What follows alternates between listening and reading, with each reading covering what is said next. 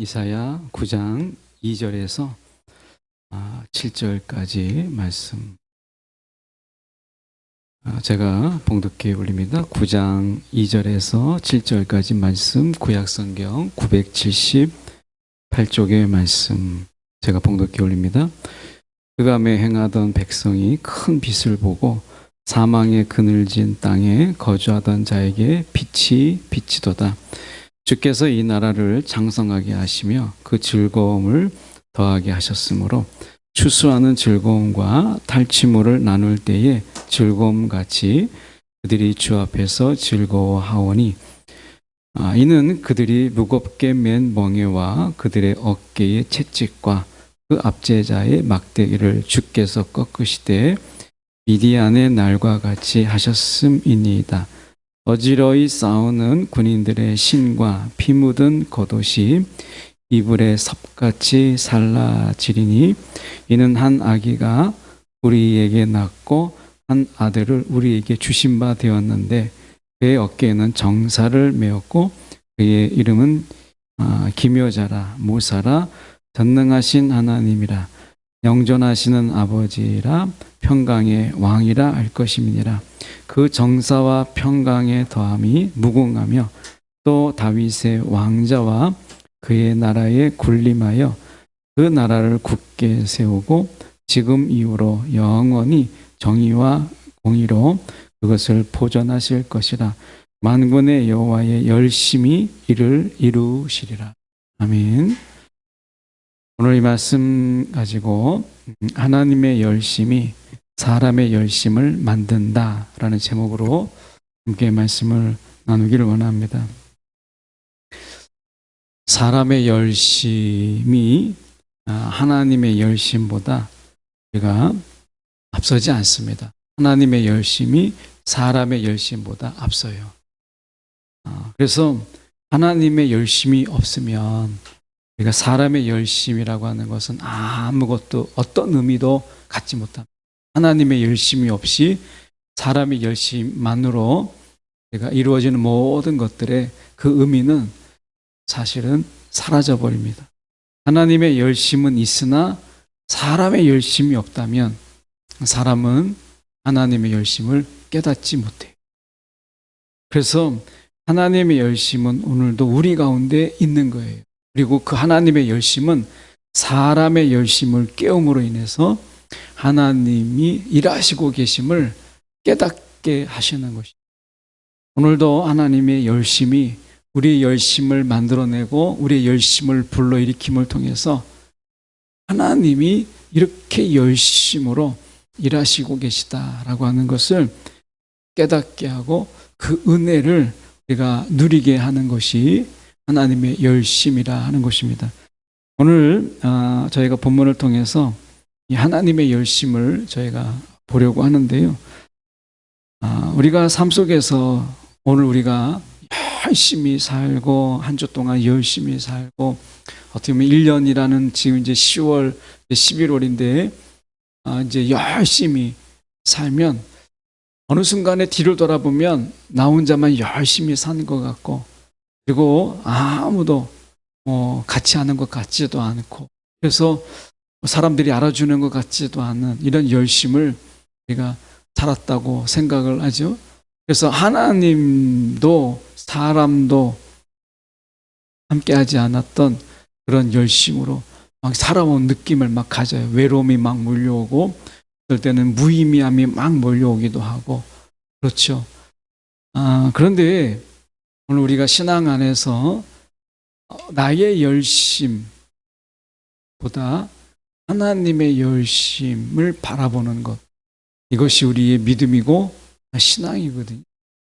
그런 의미에서 오늘 우리는 하나님의 열심이 지금 우리 가운데 어떻게 역사하고 있는가 라고 하는 것을 끊임없이 우리가 찾고 바라보는 것 이것이 매우 중요하다. 또 어느 때보다도 우리가 이런 국가적인 어떤 비극을 맞이하게 됐을 때 하나님의 열심을 찾는 것은 우리가 중단할 수 없는 그런 믿음의 행위라 이렇게 말할 수 있겠습니다. 오늘 말씀에 2절에 보면 흑암에 행하던 백성이 큰 빛을 보고 사망의 그늘진 땅에 거주하던 자에게 빛이 비치도다. 이렇게 말씀하죠. 흑암에 행하던 백성, 그리고 사망의 그늘진 땅, 그게 어디냐라고 얘기했을 때 1절에 나옵니다. 스불론, 납달리, 그리고 갈릴리입니다. 스불론과 납달리와 갈릴리는 일종의 풍성한 곡식을 거둘 수 있는 그런 곳이기도 하고요. 이것은 메소포타미아와 애굽 사이를 잇는 바닷길이 연결되어 있는 일종의 메소포타미아에서 애굽을 칠 때 이 길을 가야 되고요. 애굽에서 메소포타미아로 확장해서 나가려면 반드시 스불론, 납달리, 갈릴리를 지나가야 돼요. 이 길은 이른바 우리가 바닷길이라고 하는 길이라고 되어 있는데요. 이 바닷길을 통해서 애굽은 메소포타미아로 진출할 수 있고 메소포타미아는 애굽으로 나갈 수 있어요. 당시 애굽은 우리가 알다시피 나일강의 범람으로 곡창지대였잖아요. 그래서 우리가 요셉의 때를 보면 다른 때가 다 흉년이 들어도 애굽은 풍년이 들 만큼 곡식의 창고였어요. 그래서 늘 메소포타미아는 애굽을 점령하려고 했고 애굽은 그 많은 곡창을 가지고 그것을 무기 삼아서 메소포타미아를 지배하려고 했어요. 대륙으로 나가려고 했던 이 길이 어디냐면 스불론, 납달리, 갈릴리가 바닷길로 연결된 길이에요. 이 길이 아주 전략적인 길이죠. 아수르는 이 북이스라엘을 칠 때 가장 먼저 스불론, 납달리, 갈릴리를 쳤어요. 왜냐하면 이것은 전략적인 요충지였고 이 전략적인 길을 먼저 점령하는 것이 그들에게 있어서는 전략적으로 전술적으로 굉장히 유리했기 때문에 그런 것이죠. 그래서 어떻게 보면 스불론과 납달리, 이 갈릴리 세 지역은 아수르에 의해서 철저하게 점령당하고 철저하게 무너집니다. 이 땅을 가리켜서 2절에서 흑암에 행하던 백성과 사망의 그늘진 땅이라고 이야기해요. 아마 스불론 땅이나 납달리나 갈릴리에 사는 사람들은 하나님이 우리를 버렸다. 하나님이 우리를 버려서 아수르가 우리를 점령하고 그래서 우리는 더 이상 이제 소망이 없다 라고 생각했어요. 그런데 하나님께서 이 땅을 먼저 말씀하시면서 그 땅에 큰 빛을 보고 그 흑암에 행하던 그 백성들, 아수르가 점령했던 그곳에 하나님께서 큰 빛을 임하시고 사망의 그늘질 땅이라고 불려졌던 그 땅에 하나님이 빛을 비추신다라고 이야기해요.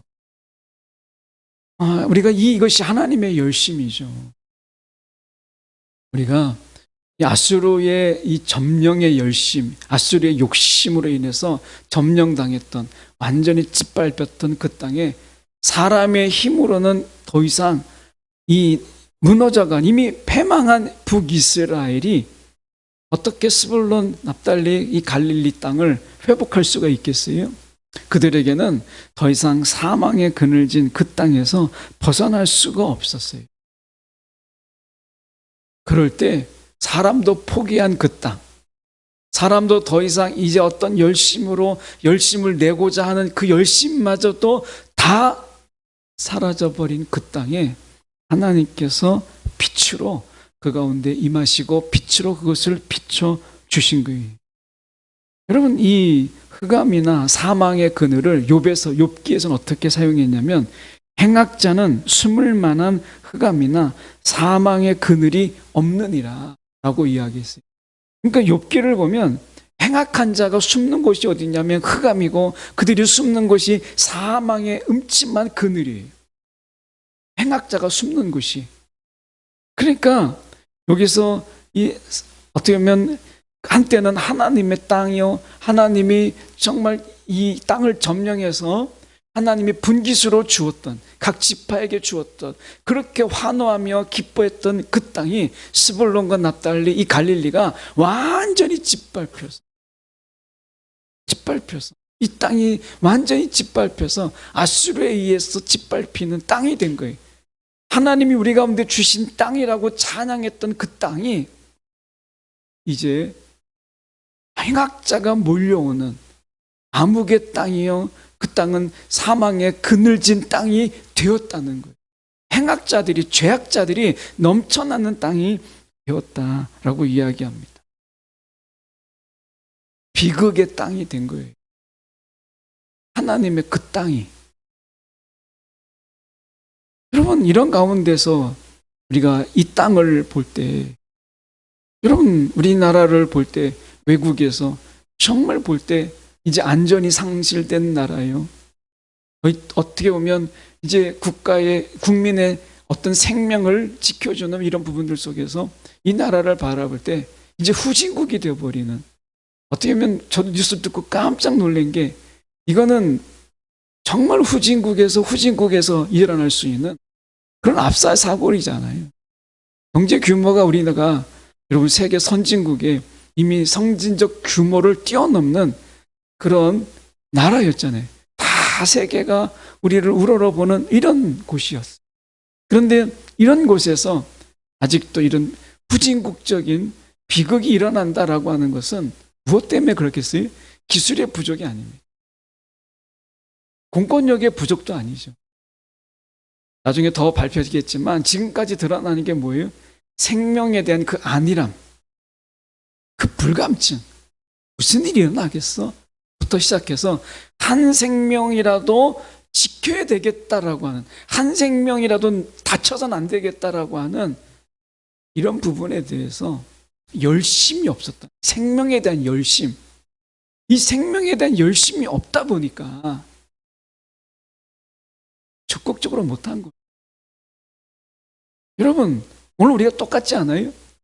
하나님이 이 땅에 우리를 이곳에 보내셔서 한 영혼, 예수님께서 그 한 영혼을 위해서, 그 한 어린 양을 하나를 위해서 99마리를 놔두고 그 한 마리의 양을 위해서 찾아 나섰던 거죠.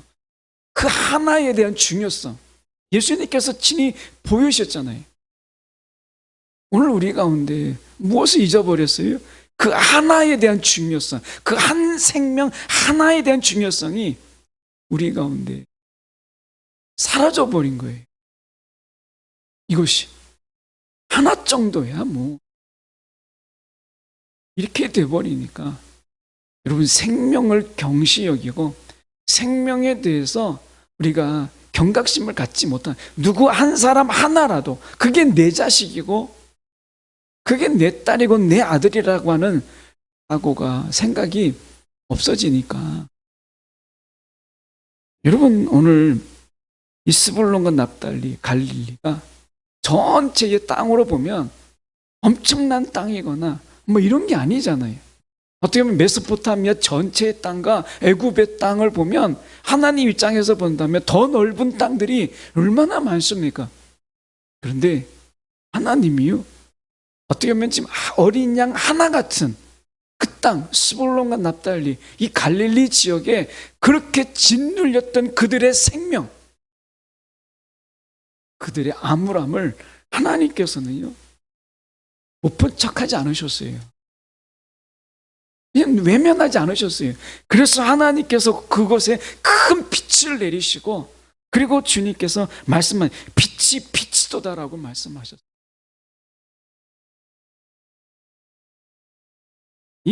이 스불론과 납달리 그리고 갈릴리는 전략적 요충지지만 이거는 통로예요. 통로, 지나가는 길이에요.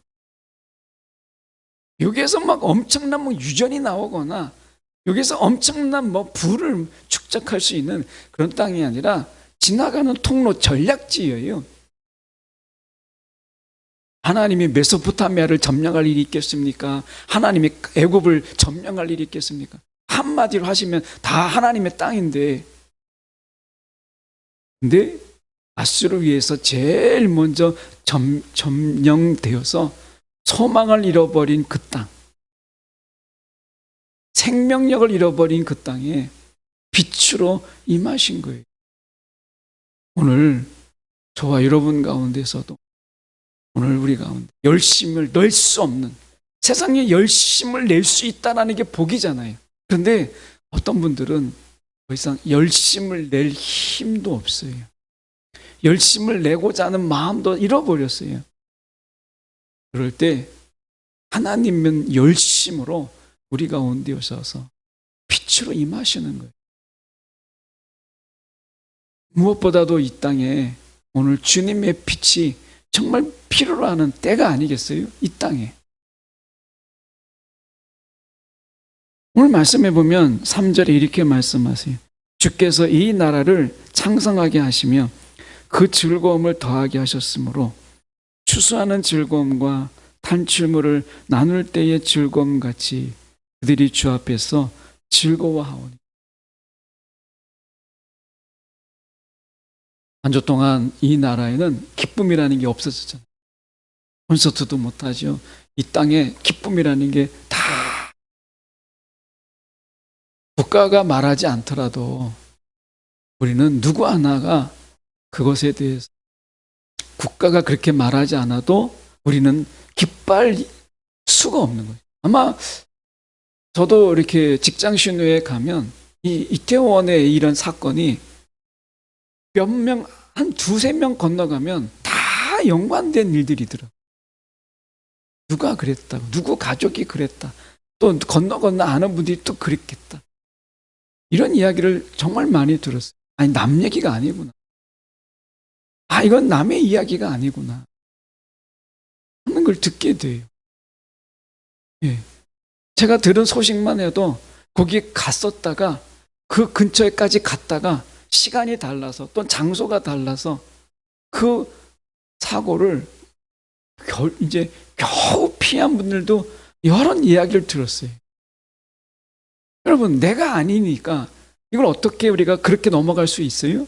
그렇게 말할 수가 없잖아요. 지금 이 스불론과 납달리, 갈릴리는 지금 우리나라로 본다면 지금 이태원 같은 곳이, 그곳에 하나님이 빛을 비춘다는 거예요. 암흑과 그 속에서 우울함이 가득한 곳에 하나님이 빛을 비춤으로 인해서 무엇을 회복한다는 거예요? 3절에 보니까 이 즐거움을 더하게 하셨으므로. 우리가 지금 이게 필요한 거죠. 오늘 하나님께서 우리 가운데 즐거움을 더하게 하시고 추수하는 즐거움과 이런 즐거움이 우리 가운데 더 많아졌으면 좋겠어요. 이 나라 속. 여러분, 이 나라가 왜 이렇게 점점 울을 일이 많고 우울할 일이 많고 이렇게 되는지 모르겠어요. 여러분, 정말 이 나라를 위해서 우리가 기도할 때구나. 정말 이 민족을 위해서 우리가 기도할 때구나 라는 생각을 해보지 않습니까? 많은 물질을 가지고 있지만 이 물질에 취해서 생명의 소중함을 잃어버린다면 여러분, 이런 슬픔은 계속될 거예요. 물질의 풍요 속에서도 생명의 소중함을 우리가 잃어버리지 않을 때 그게 진정한 선진국 아니겠어요? 오늘 우리가 물질에 취해가지고 생명은 아무것도 아닌 이런 생명의 경시와 이런 풍조가 있음으로 인해서 당하는 계속되는 이런 슬픔과 우울이 이 나라를 덮고 있잖아요. 너무 안타까운 일이에요. 여러분, 사건과 사고 이런 속에서 얼마나 많은 사람들이 우리가 사건 속에서 또 묻지마 이런 행각 속에서 사람이 죽고 하는 일들이 얼마나 많습니까? 오늘 그래서 하나님께서 우리 가운데 그러한 땅에 하나님이 즐거움을 더하게 하셨어요. 이 즐거움은 어디서 오는 거겠어요? 결국 한 생명이라도 하나님께서 소중히 여기심으로 인해서 누리게 되는 즐거움이죠. 그래서 말씀해 보시면 4절에 이렇게 말하는 거예요. 이는 그들이 무겁게 맨 멍에와 그들의 어깨의 채찍과 그 압제자의 막대기를 주께서 꺾으시되, 이렇게 말씀하시잖아요. 지금 뭐를 꺾어요? 무겁게 맨 멍에와 그리고 그들의 어깨의 채찍으로, 그리고 압제자의 막대기. 도저히 그 속에서 진 눌려 있는 자들은 이것을 벗어날 수가 없어요. 여러분, 이스라엘 백성들이 우리가 출애굽할 때 애굽에서 400년 동안 종사를 했어요. 그들의 인원이 200만이, 장정만 60만 명입니다. 그런데도 불구하고 그들이 무겁게 맨 멍에와 어깨의 채찍과 압제자의 막대기를 스스로 꺾지 못했어요. 그들이 꺾지 못했어요. 60만 명이나 돼요. 마음만 먹으면 얼마든지 한 나라 이룰 수 있는 엄청난 숫자입니다. 장정 60만 명이라는 거예요. 그런데 그들이 스스로가 무겁게 맨 멍에와 그들의 어깨의 채찍과 압제자의 막대기를 스스로 꺾지 못했다는 거예요. 그래서 주님께서 꺾으시고 미디안의 날, 기드온이 300용사를 통해서 미디안을 완전히 기적처럼 이겼던 그것처럼 하나님께서 도와주시지 아니하면 숫자가 많아도 그 압제자의 막대기 하나를 꺾지 못한다. 여러분, 사단이 그래요. 사단이 지금 우리가 기독교 1000만이다. 지금은 많이 줄었지만 여러분, 숫자가 중요한 게 아니에요. 1000만이다, 뭐 800만, 1200만까지 이야기한 적이 있죠. 그런데 사단의 그 압제의 막대기, 우리의 어깨에 있는 그 사단의 채찍을요, 우리 스스로가 벗어날 수가 없어요. 사단은 끊임없이 우리 가운데 죄책감을 주고 이런 것을 막 심어줌으로 인해서 스스로가 노예가 되는 것이 합당하다, 나는 노예다, 이렇게 살게 하는 것입니다. 여러분, 오늘 이 생명을, 그게 하나의 생명이라도 우리의 열심으로 지킬 수 있다면 그렇게 할 수 있는 나라, 그게 하나님의 나라죠.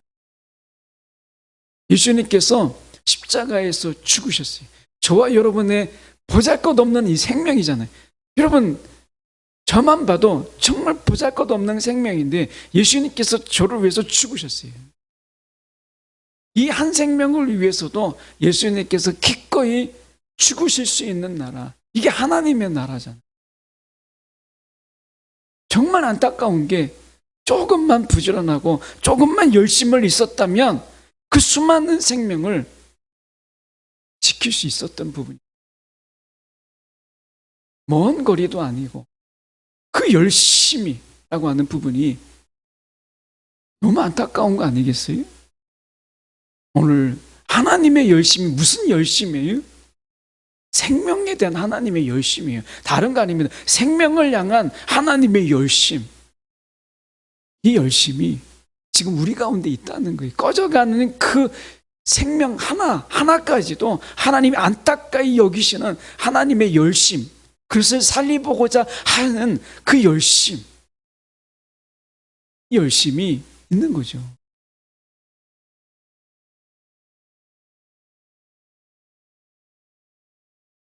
옛날에 부모님들이 병원도 멀고 그렇게 할 때, 병원이나 많이 있었습니까? 그럴 때 자녀가 아프면 그거 업어서 어떻게든지 살려보겠다고 그렇게 막 병원을 드나들고 그 먼 거리를 막 버스 타고, 그런 것도 없을 때는 막 메고서 업고서 그 먼 거리를 다니지 않았어요? 저도 어렸을 때 이 피부병으로 인해서 죽는다고 했어요. 근데 저를 업고 들쳐업고 그 병원을 매일같이, 여러분, 생명이라는 게 그런 거 아니겠어요? 오늘 하나님께서 우리 가운데 죽어가는 생명, 지금 무겁게 맨 멍에와 그들의 어깨에 채찍과 압제자의 막대기로 인해서 죽어가는 그 생명을 하나님께서 보고 있을 수가 없으니까 하나님 미디안 날과 같이 주님께서 이적을 베푸시는 거예요. 이것으로 말미암아 지금 하나님께서 말씀하시는 게, 이것을 누가 이것을 할 것이냐? 오늘 6절에 보면 한 아기가 우리에게 한 아들을 우리에게 주신 바 되었다. 이렇게 있어요. 하나의 생명의 귀중한 생명을 통해서 하나의 생명을 대신하는 이 엄청난 사건, 하나님의 독생자이신 예수를 통해서 정말 보잘것없는 한 생명을 대신하는 이 십자가, 이 사건이 하나님의 열심을 통해서 드러나시잖아요. 그분은 한 생명을 위해서라며 어떤 열심도 포기하지 않았어요. 어떤 열심도 중단하지 않았어요. 그게 우리에게 있다는 거예요. 그게 너무 감사하잖아요. 낙심과 절망 속에 있을 때 하나님께서 우리를 향한 그 열심은 그 순간에도 멈추지 않으셨다는 거예요. 그래서 6절에 보면 이렇게 나옵니다. 그의 이름은, 우리가 좀 말씀 읽어보면 이렇게 되어 있죠. 우리에게 주신 바 되었는데 그의 어깨는 정사를 메었다라고 하는 것은 통치권을 이야기합니다. 그 아이에게 하나님이 통치권의 전부를 위임하죠. 통치권을 맡깁니다. 그게 정사를 메었다라는 뜻인데, 여기서는 저희가 5개가 나옵니다. 기묘라, 모사라, 전능하신 하나님이라, 이렇게 5개가 나오는데 사실은 영어나 원어에는 우리가 하나로 나옵니다. 기묘요 모사 이렇게 돼 있고, 그 다음에 전능하신 하나님, 영존하신 아버지, 평강의 왕, 4가지로 나와요. 5개가 아니라 4개인데 보면 이 하나하나가 굉장한 의미가 있습니다. 자, 기묘자라고 얘기했을 때 이것은 무엇이냐면 출애굽 15장 11절에 이 단어가 이렇게 쓰였어요. 여호와여, 신중에서 주와 같은 자가 누구이니까 주와 같이 거룩함으로 영광스러우며 찬송할 만한 위엄이 있으며 기이한 일을 행하는 자가 누구이니까. 이 기이한 일이라는 말이 여기서 기묘다, 기묘자의 이 히브리어와 우리가 어근이 같아요. 같은 말이에요. 그러면 이때 기이한 일이 뭐예요? 홍해 바다를 가르치는, 정말 상상할 수 없는, 이스라엘 백성들이 거기에서 상상할 수 없는 그들의 한계 속에서 하나님께서는 홍해 바다를 가르신 것이죠. 여러분, 우리가 상상할 수 없는 우리의 한계 끝에서 하나님이 보이시는 이적, 이게 기묘자라는. 여러분, 우리 한계가 있지 않습니까? 여러분, 우리가 막다른 골목이 있지 않아요? 여러분 기대하십시오. 그 속에 하나님의 기적이 있다. 그게 기묘자란. 또 말씀해 보면 우리가 전능하신 하나님이시라라고 이야기합니다.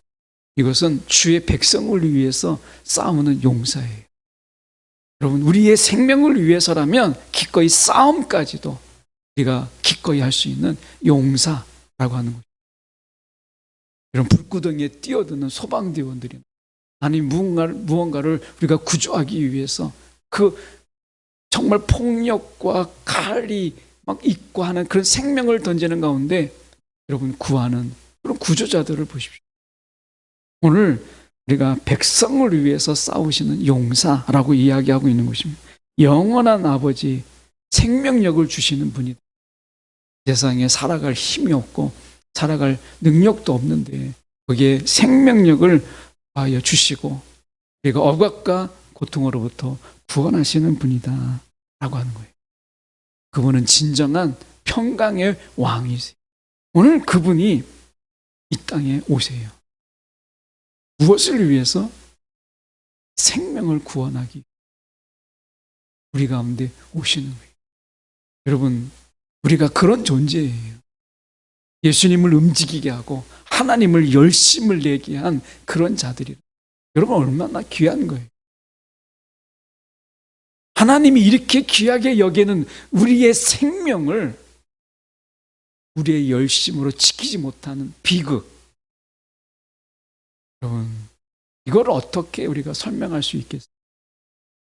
하나하나 생명을 하나님께서 이렇게 귀하게 여기셔서 하나님은 이렇게 열심으로 우리의 생명을 향하여서 그렇게 열심을 내셨는데, 그런 한 생명 한 생명이 얼마나 귀합니까? 하나님의 열심으로 살리고 하나님의 열심으로 보존하시고 하나님의 열심으로 사랑을 주신 한 사람 한 사람 생명이잖아요. 그런 생명들이 사람의 열심, 사람의 게으름으로, 사람의 열심이 없음으로 죽게 되었을 그 낙심과 그 슬픔은 우리가 어디 가서 말할 수 있겠어요? 여러분, 우리가 7절을 보시면 이렇게 말씀합니다. 맨 밑에 하반절에 보시면 만군의 여호와의 열심이 이를 이루시리라. 하나님의 열심은 지금까지 멈춘 적이 없어요. 하나님의 열심이. 오늘 우리의 신앙 속에서 혹시 이번의 사태처럼, 사건처럼, 이번에 이런 사고처럼 우리가 우리의 열심이 부족해서 하나님의 열심으로 그렇게 사랑했던 한 영혼들을 잃는다면 여러분, 이것은 비극이고 슬픔이고 아픔인 거예요.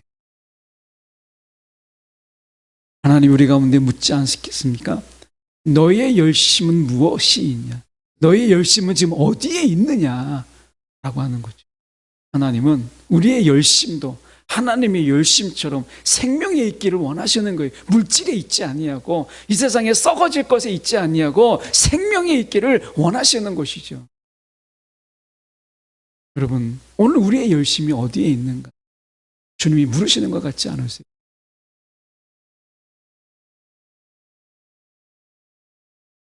우리가 이런 일을 통해서 다시 한번 우리의 열심이 어디에 있었는가?